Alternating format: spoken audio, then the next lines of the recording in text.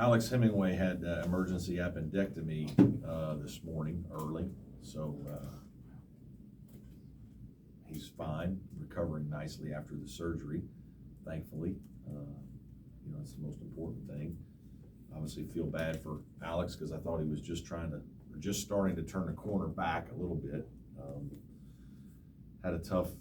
He's had a tough year. He's just had a lot of tough injuries, and you know, it's unfortunate. It's kind of been a crazy year that way for us. Everything seems fine, and then we wake up one day, the next day, and something happens. So we'll have to deal with that. But you know, I feel bad for Alex because I know how much he's wanted to play and worked hard to get himself back to play, even the minutes that he's been playing lately. So we'll start with that. But beyond that, you know, excited about heading to the tournament. Really proud of this team again for what they accomplished during the regular season. 15-1 at home, just a tremendous home record, and not just the record, but really by the way we played.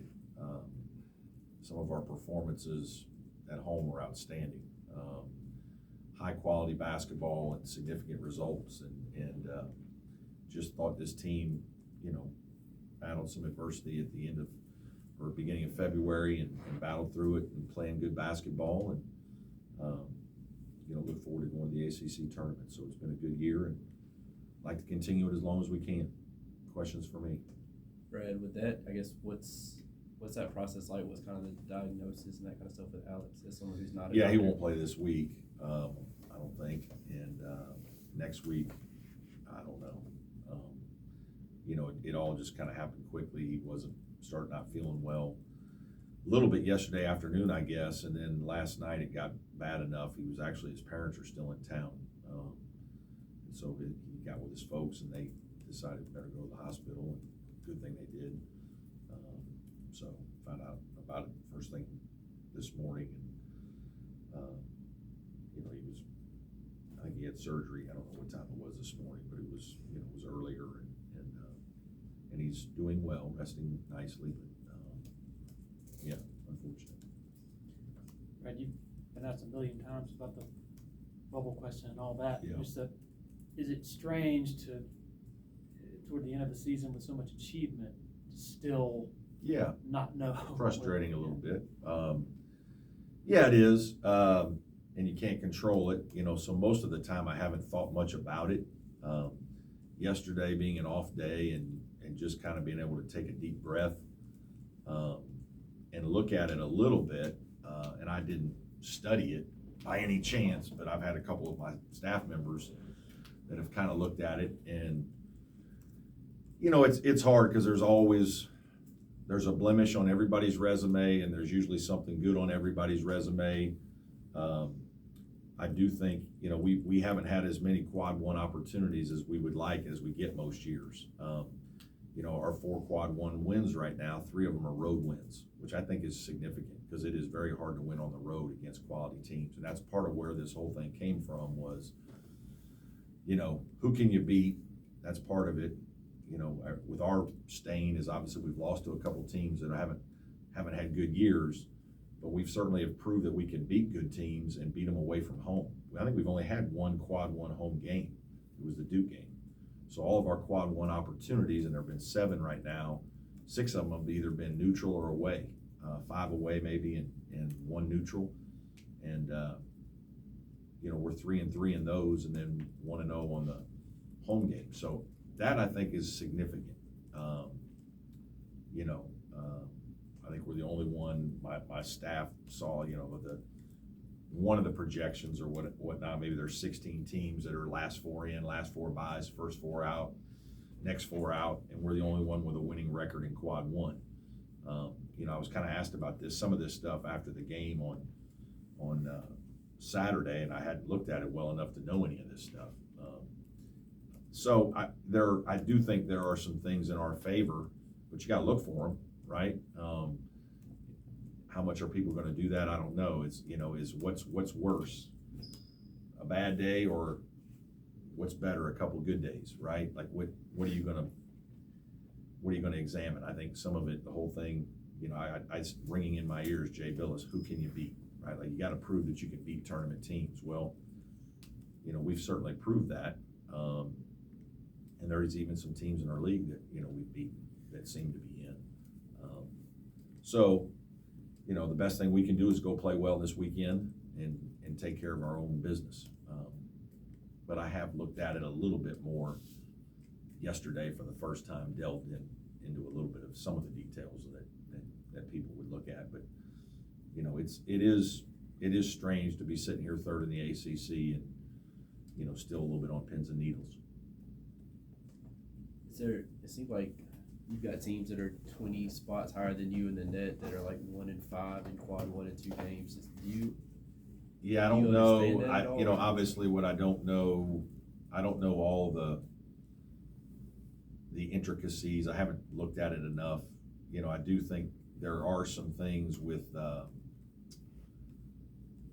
offensive and defensive efficiency, and some of that then results in margin of victory, because and then it's like, all right, are you leaving your better players in more to make sure that you win by more so that your offensive efficiency numbers are better and your defensive efficiency numbers are better? I'll be honest, in the last week or two, I've thought about some of that in games, right? And it's like, to be thinking about that I don't like it.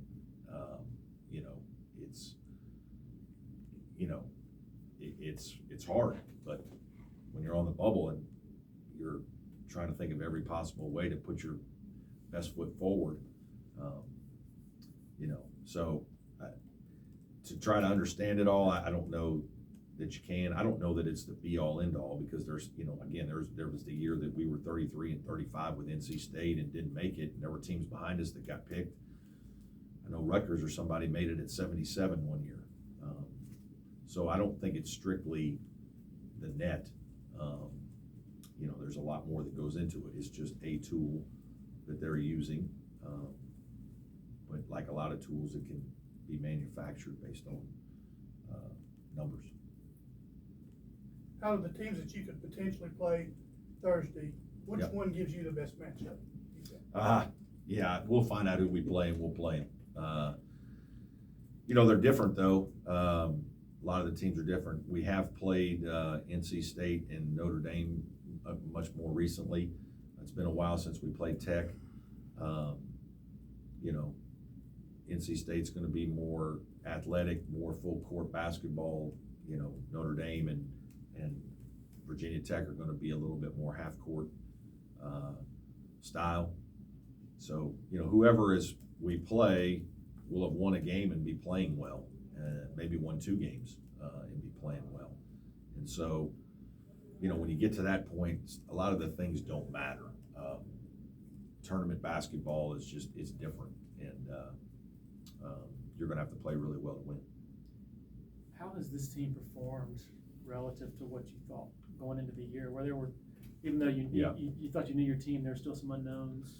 There have been some times we've played better, to be honest with you. And even some of these games like Notre Dame the last time, there's some efficiency, and obviously the Florida State game at home, where it's outstanding shooting and outstanding execution and shot making and scoring. I didn't know if we'd have all that. And then obviously we've had a couple of performances where we haven't played as well. And I thought there could be some of that, it's most years there are a game or two that you don't play as well as you like, and ball doesn't go in, and are you good enough, tough enough, do other things well enough to win on those nights? We've had a couple where we haven't been, but there have also been some terrifically good performance. And again, like our Miami loss, I thought we played well. I came in here and have said that maybe 3 or 4 times now. I thought that was a well-played game by both teams, and they just made a play or 2 more than us. But man, that was an NCAA tournament type game with teams making shots, making plays, guys making guarded shots, executing. So I think the quality of our play has been pretty good, so I'm very proud of it and proud of this group. I guess part of it is the older players, Hunter Tyson just having a phenomenal season. I thought he could have a really good year. I don't know if I thought he'd be a first team all conference guy, you know. That's pretty high level achievement for top 5 guys if you get to be that, like, you know, and he's played like a player of the year type guy. So, and then PJ just being able to come back and, you know, he's significantly better now than he was 2 months ago. I mean, it's just, you watch him blocking some of the shots against Notre Dame. And I don't know if he had that kind of explosiveness in November or December. And, so I hoped it would all work. I thought Chase would play well. Chase has done a nice job. I think he's really improved. So it's been a really fun group, and a group that has played at a high level for a long time.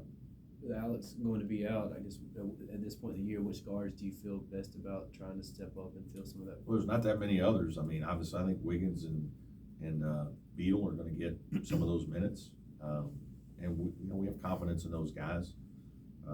Josh has really good speed, and brings another dynamic that way that's different than Alex. Alex, obviously, an elite level shooter. Chauncey can shoot and brings tremendous size, and I think is really improving and is going to be a really good player here.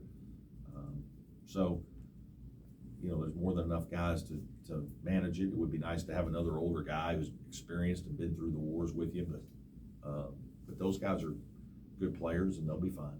Would those two probably be ahead of Dylan right now? Dylan is mostly Chase's playing with Chase, and they can play together some, and we've done that a little bit. In certain games, that might be, I guess more possible in terms, or probable is really the better word in terms of what you need that day. Have you and Graham talked very much about the future? Do you think your future here hinges on this week in the tournament? That's up for Graham. No, we haven't really. I mean, he's been very supportive all year. I think we've obviously had a good team and a very successful season. So, yeah, I'll leave all those things up to him. Brad, what do you think the key is to making a deep run in the ACC tournament and potentially the NCAA tournament? Consistency from a lot of different guys. I don't think you go to a tournament like this and, PJ plays well or Hunter plays well. It's going to take 4 and 5 guys playing well. It might be a bench guy coming off and having a big night one night to win a game for you, or there's foul trouble and Ben Middlebrooks comes in and gets you 8 points and 8 rebounds and plays 23 minutes and plays great one night. I just think it's going to take the full complement of guys playing very well to win 3 games in a row. It's rarely that just 1 or 2 guys has a nice game and then you continue to do that every night. I think it's too hard. I think teams they'll load up on somebody at some point. And your other guys have to help. What's your assessment of Chauncey over the last couple of weeks? Wiggins? Mm-hmm. Yeah, I think he's going to be really good. His minutes have gone down a little bit, but not really anything he's done. It's just more of, probably getting Alex back out there a few more times, but I think, I think he's got a huge upside. I think he's got a great future. I think he's working very hard. I think he's getting used to the level in terms of the physicality and the competitiveness you need on a consistent basis. Offensively, he's confident, which I love. And, it's like I told him earlier this year that, you're not playing as much as you probably want right now, but your head coach has put you in at the end of a lot of big games. The end of Florida State on the road, I put him in there. End of Virginia Tech at home to make the inbounds pass, put him in there. At Pitt, 3 minutes to go, we're losing, put him in there. Because I think he's good. I think he's going to be really good. And so I'm super excited about him. Brad, this may be a dumb question, but is there any, I don't know the benefits the right word, but just not having a game, a Wednesday game, another game to maybe play in an NCAA tournament quality team, or I guess getting a bye, can it be a bad thing at all? It's not a bad thing. The only negative is whoever you play, in my mind, has won a game, and so there's some confidence in rhythm and familiarity that team gains from having been in the arena and played well and won. And obviously we've been that team too occasionally. I do think that helps a little bit. But in terms of like us being able to, yesterday be a complete off day, get a little bit extra rest, not feel rushed getting to Greensboro, and then the biggest thing is obviously only having to win 3 games, right? If you can win a game and then you're the team that gets deep into the tournament, that's a huge advantage. But initially, that's a little bit of a, something you got to deal with that first game because it's the first game for the teams that haven't played, and there's a little bit of anxiety and just nerves and excitement. Guys are excited to play, and sometimes it's not that you're nervous, you're almost just a little too hyper. And so you just got to get all that, got to manage all that when you want something as bad as guys want it. That's the advantage would be that having played there maybe at one, just a little bit of that. I guess I was thinking more like just having a chance to add to the resume. Yeah, if you did, that's it. It's crazy because obviously what it looks like is in some of these leagues right now, teams have gotten their net numbers up so high that every game is a quad 1 or 2 game, and okay, you win half of them or whatnot. It's you're supposed to win a lot of those at home, right? So I get where you're going to have a better net ranking and better resume. So yeah, in some ways, yes, you want more chances to have quad 1 games to build your resume. So yeah, that makes sense. Any other questions for Coach? All good? Hey, Coach, I got one on Zoom. Yeah, go ahead. Hey, it's Trevor. You always say, you guys have beaten NC State twice, Virginia Tech twice. People always say it's hard to beat a good team 3 times. And I'm not counting out Notre Dame, but obviously you just beat them as well. But do you buy into that at all? Just, hard to just sweep a team that many times? It's hard to win games, period. So yes. Yeah, a little bit. You've played teams a couple different times and you've game planned a couple different ways, whatnot. Now you got to do it again. But it's, you can look at it either way. I'm not sure that it really matters. It matters how the players react and how the players play. These games are won more by what the players do in the games, whether they make shots, miss shots. We try to certainly put them in good positions to be successful. But players are the ones that make the plays for you. And so I really don't know that it matters that much. Okay. That it? Thank you. Thanks, Coach.